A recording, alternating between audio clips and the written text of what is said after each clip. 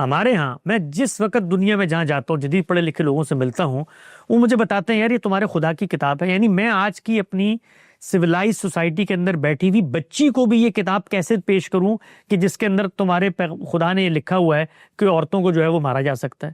تو میں ان سے پلٹ کر کہتا ہوں کہ ذرا اس کتاب میں اس رائے کو خود اس کے کانٹیکسٹ میں کھول کے دیکھ لو، کیا وہ یہ بات کر رہا ہے جو بات تم سمجھ رہے ہو؟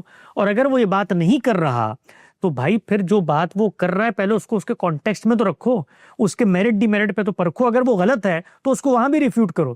تو آپ یہ دیکھیے کہ دنیا کے اندر ہمیشہ نیوسنس اور سرکشی یہ قابل سزا جرم رہا ہے. انسانوں نے جس وقت سوسائٹی میں رہنا شروع کیا اس وقت سے لے کر آج کی متمدن ریاستوں میں اگر آپ سرکشی اختیار کرتے ہیں، بغاوت کرتے ہیں، سسٹم کو ماننے سے انکار کر دیتے ہیں، تو اس پر سسٹم ریٹیلیٹ کرتا ہے. اس کے کچھ کانسیکوینسز ہوتے ہیں.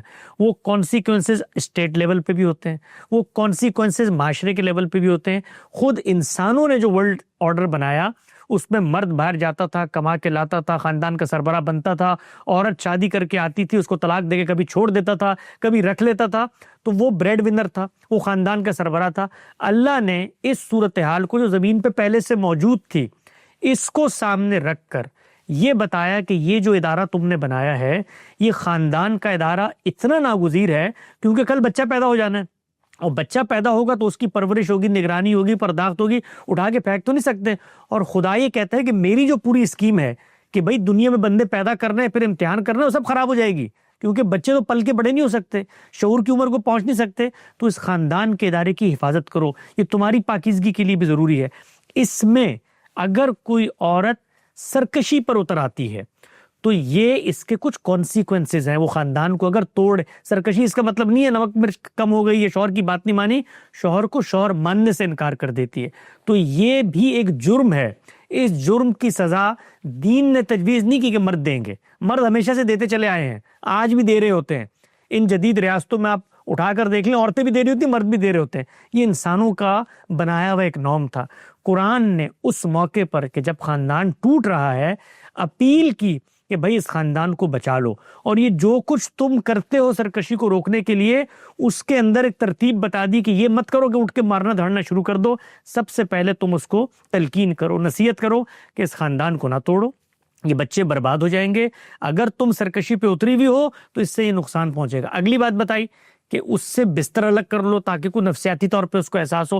اس سے اگلی بات بتائی کہ دنیا کے اندر ڈسپلن کرنے کے لیے جو کام سوسائٹی کرتی ہے وہ شوہر بھی کرتے چلے آ رہے تھے، وہ کام کر کے بھی اگر بچا سکتے ہو خاندان کا ادارہ تو اس کو بچا لو. اپیل کی قرآن مجید نے. آپ سب اٹھا کر کہیں کہ ہم اس پر عمل درآمد نہیں کرتے، قرآن کو کوئی اعتراض نہیں ہے کہ آپ نے عورت کے ساتھ تینوں معاملے نہیں کر رہے، نہیں نپتی، سرکشی کر رہی ہے، طلاق دے کے چھوڑنا چاہتے ہیں، ہم اس کو چھوڑ دیں. قرآن مجید کو کوئی اصرار نہیں ہے.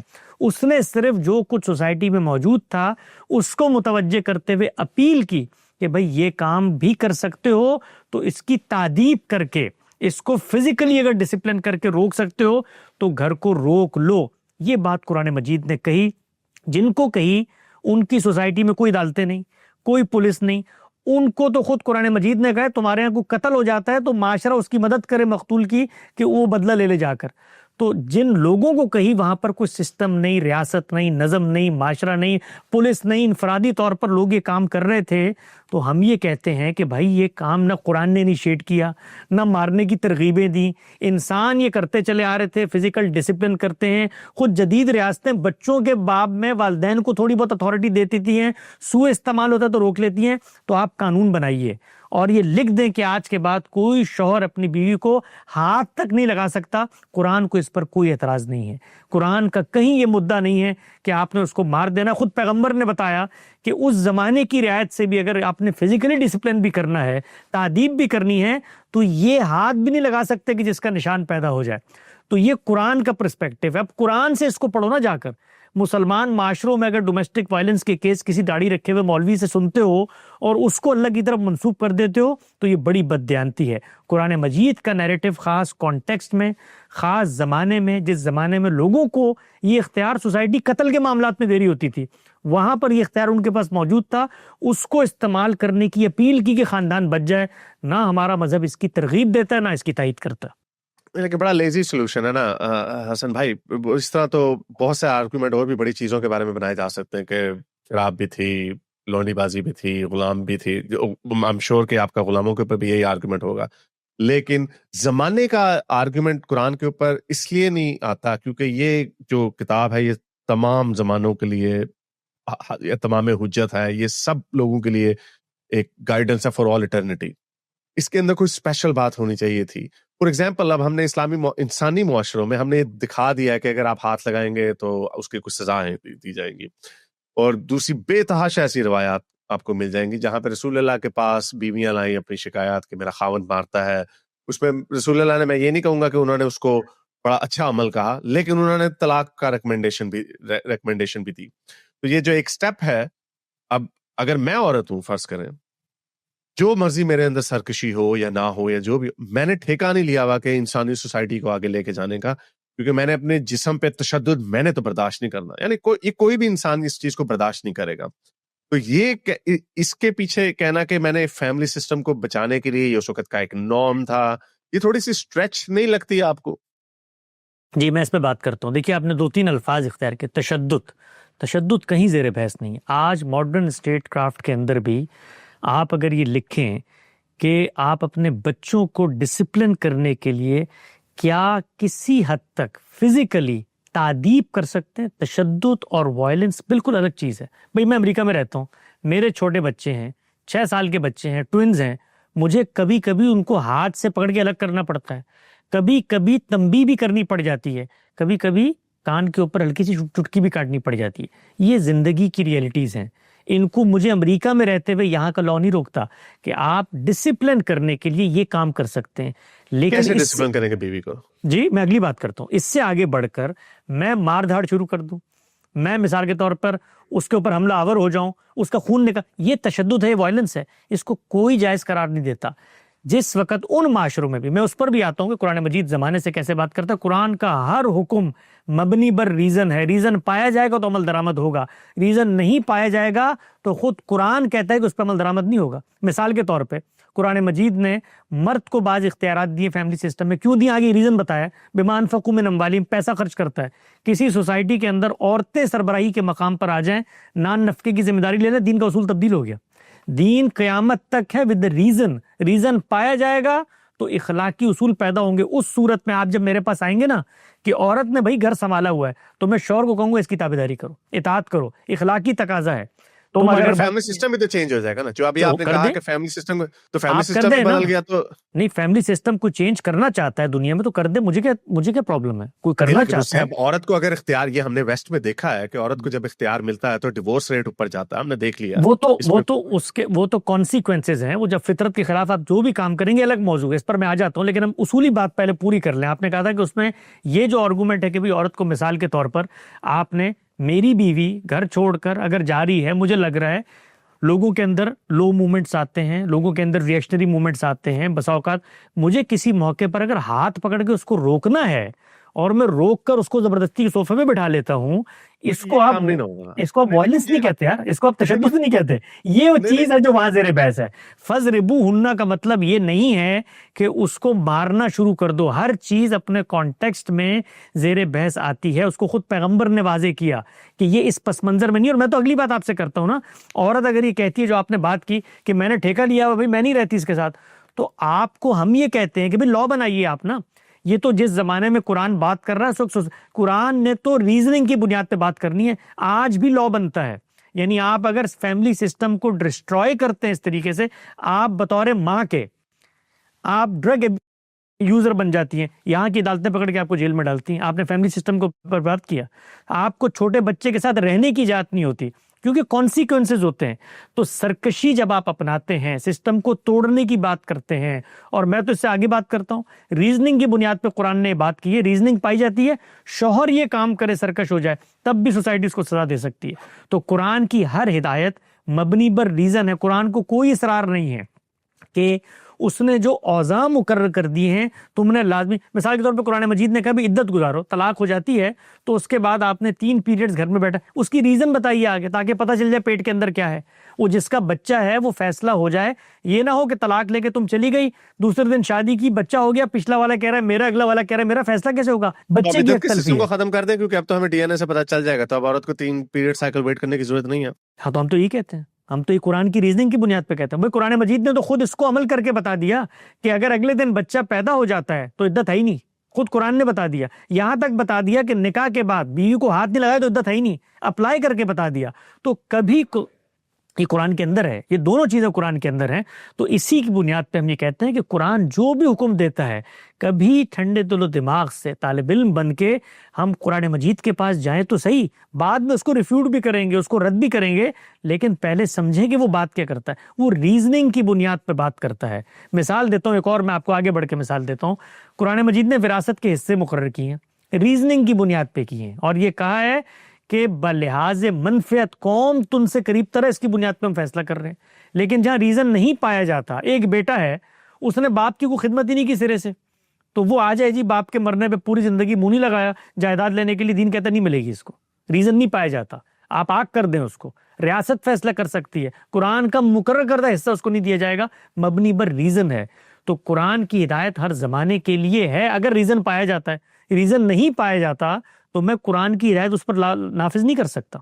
وہ ریزننگ اس کی ڈفرینٹ اس لیے بھی ہو جاتی ہے نا، کیونکہ آپ نے ایک تو بڑا یہ اپنی ریزننگ کے حساب سے آپ نے بتایا کہ تشدد کی بات نہیں ہو رہی، ہاتھ پکڑ کے اندر لے آنا ہے، جس کو دوسرا سائڈ کا اینگل بھی ہے کہ ہمارے پاس بے تحاشا ایسی روایات موجود ہیں جہاں پہ رسول اللہ نے کسی کو نہیں روکا یا کسی کو سزا نہیں دی اپنی بیوی کو نیلا پیلا کر کے مارنے پہ.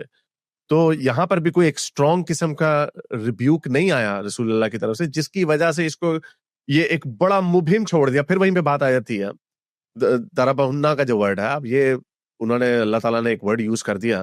کیا ان کو اپنی فیوچر کا نالج تھا؟ انہیں نہیں پتا تھا کہ اس کے بیس کے اوپر کتنی اربوں کروڑوں عورتوں کے اوپر اذیت آنے والی ہے. اور لیکن حسن الیاس صاحب یا فراہی اسکول آف تھاٹ بعد میں آئے گا، وہ لوگوں کو بتائے گا کہ نہیں یار تھوڑا رکو ذرا، آپ غلط کام کر رہے ہو، یہ کام نہیں ہے.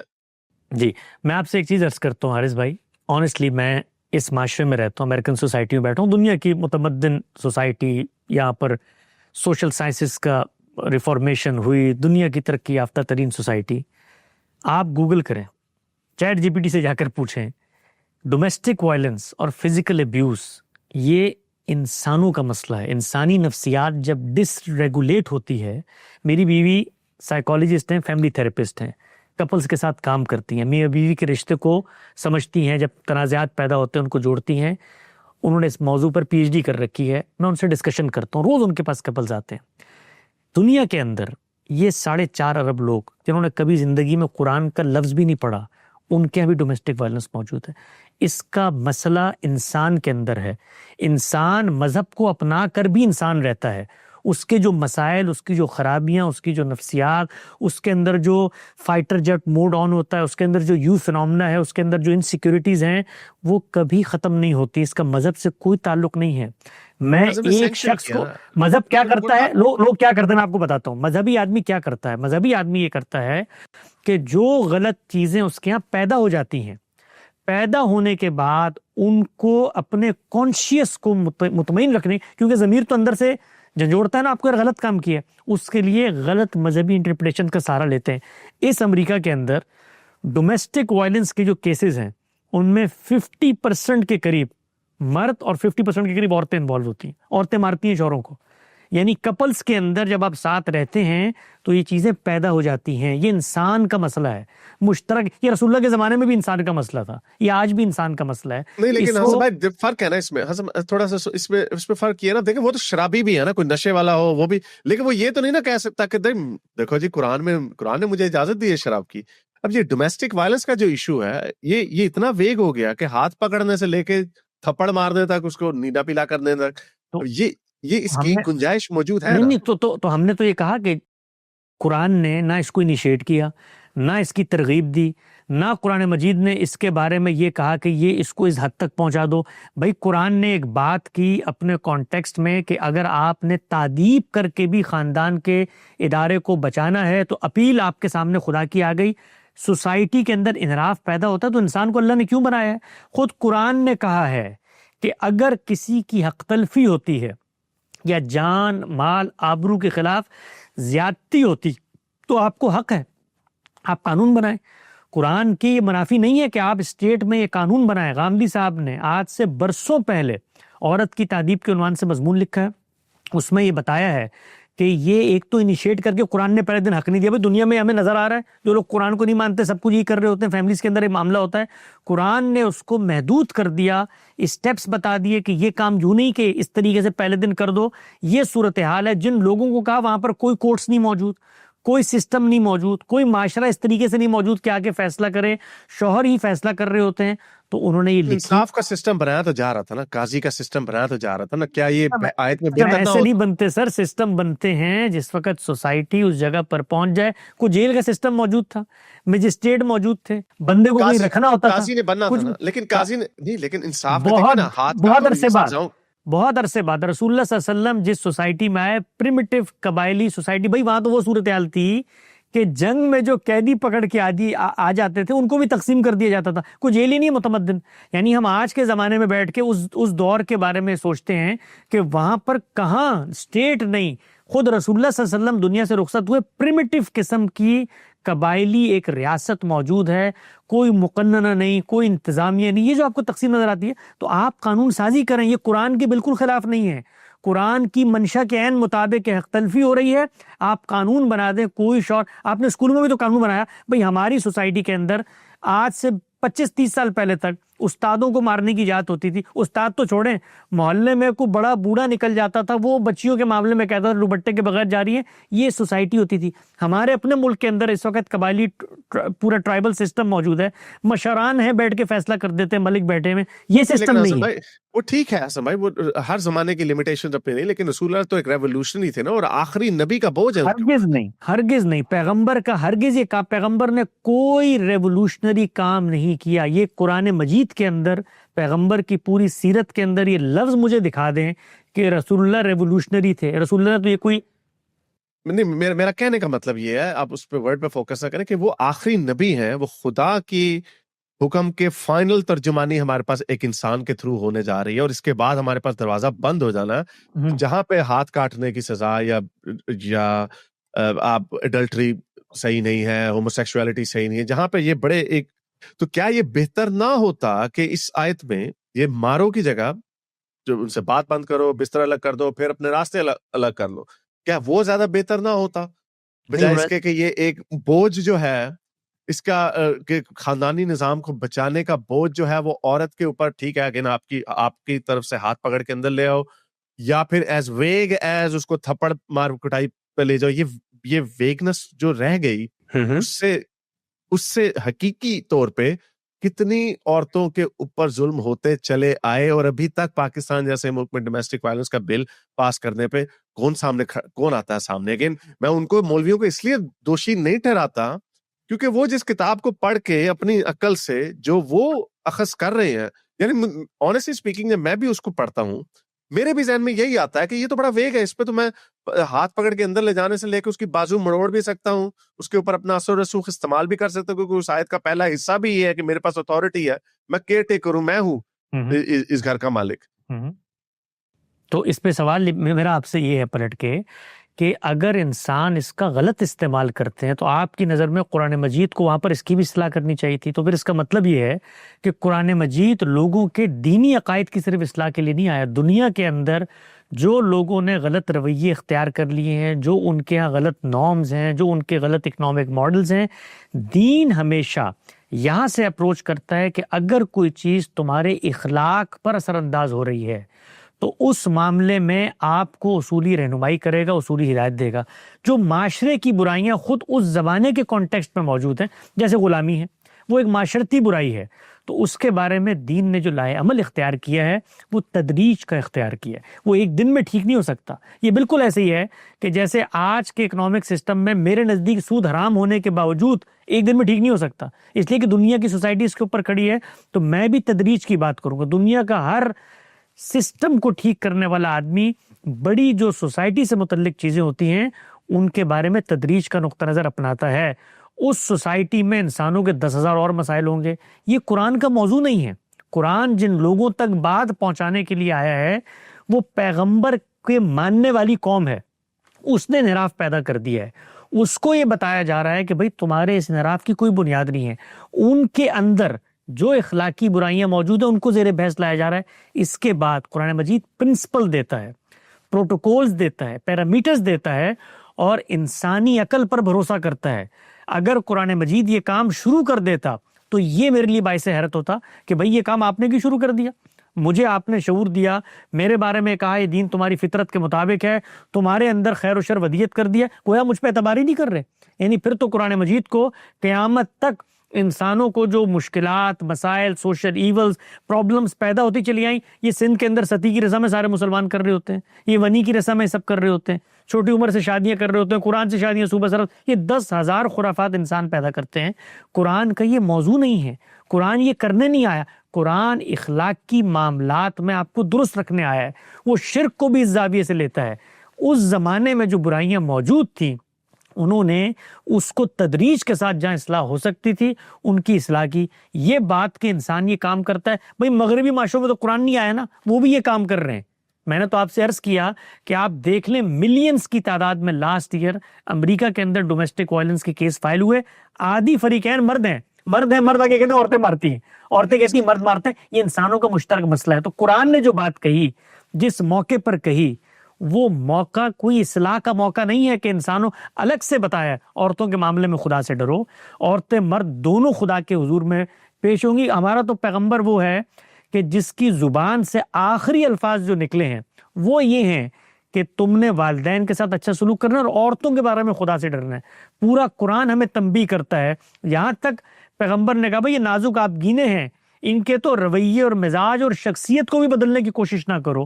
ایک خاص موقع ہے جس وقت کوئی شخص مجرم بن چکا ہے، وہ مجرم ریاست کے اندر ہوتا ہے، مجھے کوئی اعتراض نہیں ہوتا، امریکہ اٹھتا ہے ڈیزی کٹر بموں سے آ کر 10 لاکھ قوم کو مار دیتا ہے کیونکہ اس کی نظر میں مجرم ہوتی ہے. تو یہ بات ذہن میں رکھیں، کسی عورت کو ہاتھ لگانے کی قرآن نے اجازت نہیں دی. وہ عورت جو قرآن کی کونیٹیشن میں مجرم بن چکی ہے، خاندان کا ادارہ توڑ رہی ہے، نسل انسانی کو برباد کر رہی ہے، اس کے شوہر سے اپیل کی ہے کہ اس خاندان کو بچا سکتے ہو تو یہ کر کے بھی بچا لو. اس شوہر نے مسلمان ہوتے ہوئے ایک روایت پیدا کی، غلط استعمال کیا. وہ دین یہ کہتا ہے کہ اس حکم کو بین کر دینا چاہیے اور یہ کام اس کے اولو الامر اور ریاست کی طرف چلے جانا چاہیے. آج آپ قانون بنا لیں، مذہب کو اس پہ کوئی اعتراض نہیں ہے. یہ میری رائے ہے، آپ کو اس سے اختلاف کا حق ہے. اوکے